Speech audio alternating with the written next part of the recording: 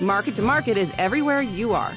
Subscribe to Market on YouTube, find us on the PBS video app to stream on demand, and add our 3 podcasts on your favorite podcasting app. This is the Friday, October 7, 2022 Market Plus. Here's Sue Martin. I have to stick to my word at the end of the show. Sue, I always feel bad when I interrupt you in the middle of a story, but time just is never our friend. I know. You were discussing something that I did have down as a question possible. China is about to embark on, I don't know, we can't really call them elections, but it's more of it's a Congress appointment. Xi is expected to be put in for another term. I think I set you up in how far you had gotten so far. Well, the situation, in my opinion, when Xi gets solidified or his final approval of on the 16th, that he's going to be in office for another 5 years, which is totally expected. I believe what's going to happen is he's going to start to loosen up on the whole country, and they're going to start coming out of lockdowns completely. And all of a sudden, it's going to be Katie by the door with their economy, putting people back to work, factories running, which is going to prop up the price of crude oil. And in the meantime, for example, cotton. Cotton's right now, cotton exports are actually the commitments of exports for the year thus far, this time of the year, is 67% of the total. And normally they'd be 57%. China has the largest book of cotton sales that they have yet to take, but 1.8 million bales. But here's the thing. What I think is going to happen is when this occurs and China starts setting everybody back, well, first off, demand for food. It's kind of like, look at us and what happened. Only they're going to be on steroids because they have been so locked down. Yes. I mean, to the point where sometimes they nailed their doors shut. And I think we're going to see the huge demand for raw commodities like we just haven't seen. But, okay, I buy that. I totally buy that. But has the world changed in 2 years since we went into COVID, where we make things or get things differently and don't rely on China as much, that maybe that will buttress some of that, and it might not be that economy on steroids that you're referring to? Well, we might not have had a choice, that we couldn't get them out of China because they weren't working. And quickly, we'll go back to the cheapest option for anything? Well, factories you're seeing factories leave China. Some are staying a little bit there, but going into India, Vietnam, Mexico. So we're seeing a shifting in that light. But I believe the one thing that is just in the move hasn't fully been able to get where it wants to be, and it's building of reserves around the world. Yeah. These countries have really come to the realization that just-in-time inventorying isn't the cat's meow, and I don't think they're going to get caught in this again.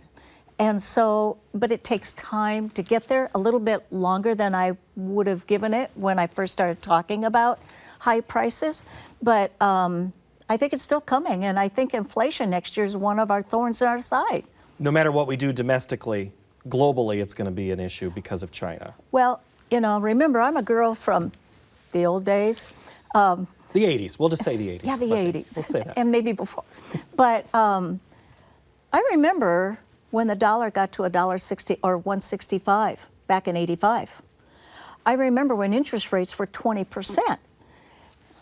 4%, 5% interest, is that high? Not really. It's just we've been spoiled with low interest, like 1.9 or whatever. And when it comes to food, I know everybody says, oh, the demand's going to slow. Really?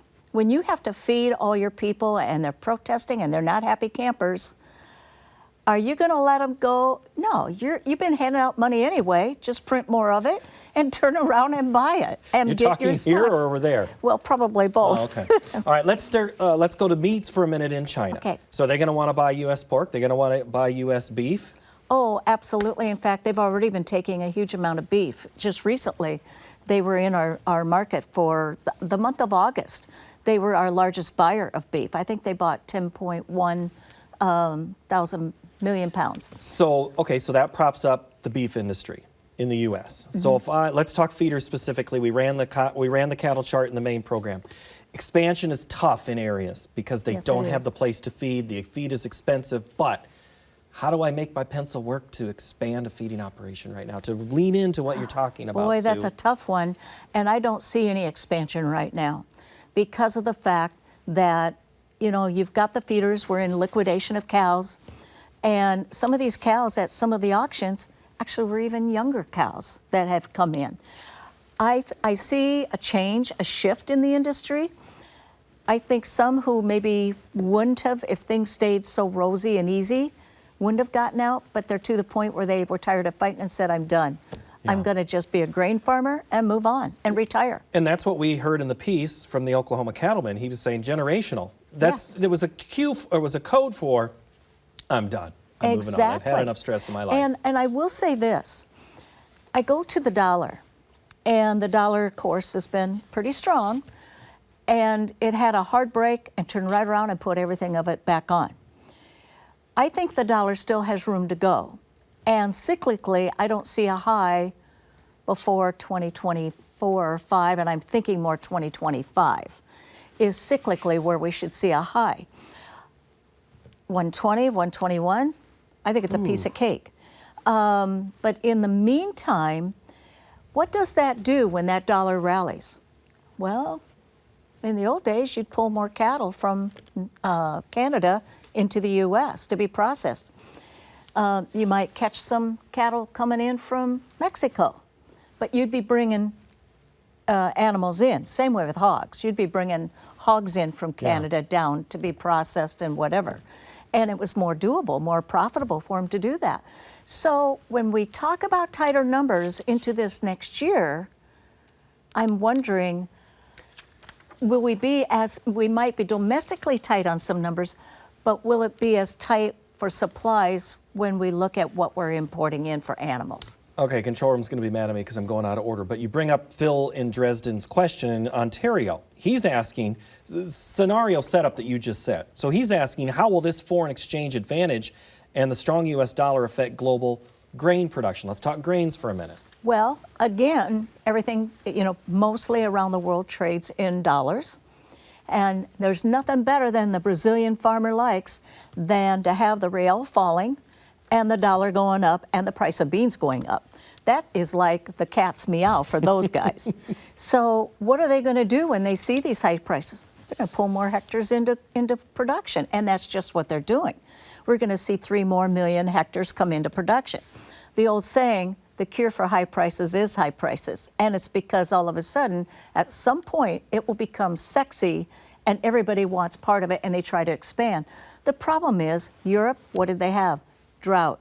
Their corn production in France down sharply. China's had their share of issues around the Yellow River. I would say in China, some beans affected in that area, maybe more wheat and rice, especially rice, but not so much corn. And then you look at Argentina, they're dealing with dryness. Pakistan was having issues. You just look around the world and there is so many. Australia's been blessed. They maybe are getting a little too wet, but they've been blessed. But they needed to be. But they had 3 years. They had terrible years for a number of years. Oh, Okay, yes. so given what you're saying, that leads into John in Kansas's question, where he's asking, this is to help everybody at home, Sue. How in the world do you manage your risk when there is so much of this volatility that you're referring to, the inflation, interest rates, and weather out there, and do it affordably?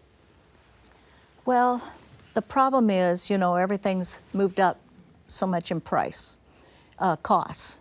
And this next year is going to be a tough one for the farmer to manage his margins because you're going to have the inflation, you're going to have the higher interest rates, which is a cost to him now. It's always been a cost, but it's going to be a bigger cost.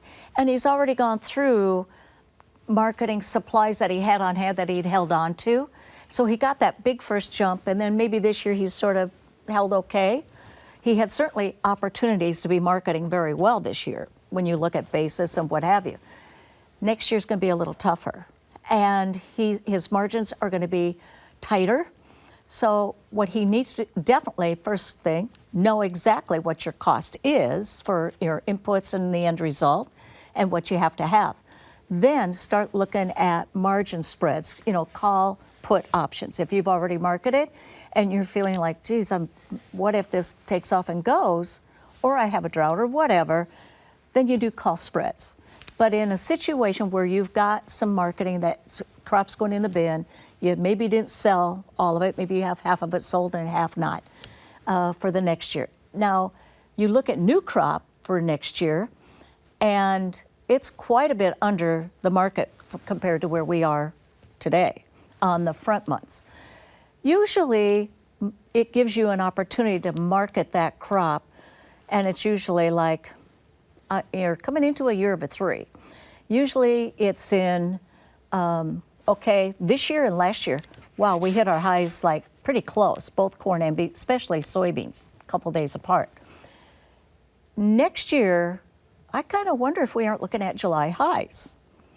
But keep in mind that weather is going to be your huge driver. And so when you get these chances, and by the ability of knowing what your bottom line is, protect yourself, make sure you use that as a hedge to floor your prices. And don't do any more than what your crop insurance will allow, or you're going to get paid on. And then that leaves your top side open so that you aren't feeling so bad. But yet, if the market goes down, and if you're doing put spreads, you got to manage those, but it'll cheapen your cost a little bit. Good advice, good perspective, and good to see you. And I gave him so many ways to go. You did, Sue Martin. Boy, I danced around that one, didn't I? That's all right. Dancing is part of the job, right? Yeah. Thank you, Sue. Good to see you. Thank you. Appreciate your time and your insight. Next week, we're going to give that government report. We're going to give that the panel treatment with Elaine Cubb, Don Rose, and Jeff French. I'm Paul Yeager. Thank you for watching. Have a great week.